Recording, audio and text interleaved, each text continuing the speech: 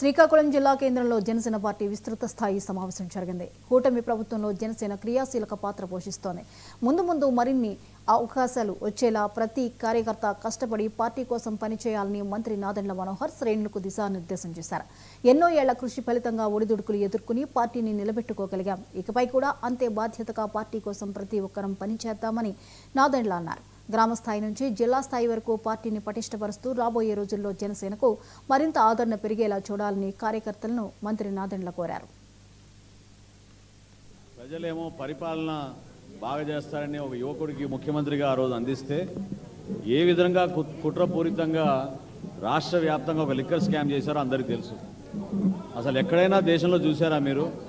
ఒక షాప్లో ట్రాన్సాక్షన్ జరిగితే ఈ రోజున మామూలు తోపుడు బండి మీద కూడా వాళ్ళు డిజిటల్ పేమెంట్ తీసుకోవడానికి సిద్ధంగా ఉంటారు. జగన్మోహన్ రెడ్డి గారి ప్రభుత్వంలో మాత్రం షాపుల్లో ఎక్కడ కూడా మద్యం అమ్మకాల్లో డిజిటల్ పేమెంట్ యాక్సెప్ట్ చేసేవాళ్ళు కాదు. ఆ విధంగా వాళ్ళు కుట్రపూరితంగా మద్యం గురించి అన్ని జిల్లాల్లో విస్తృతంగా వాళ్ళు ఒక వ్యవస్థను ఏర్పాటు చేసుకుని ప్రజల ఆరోగ్యంతో ఏ విధంగా వాళ్ళు చెలగాటం ఆడారో మీ అందరికీ తెలుసు. కాబట్టి దీనిపైన వారికి మాట్లాడాల్సిన అర్హత ఏమీ లేదు.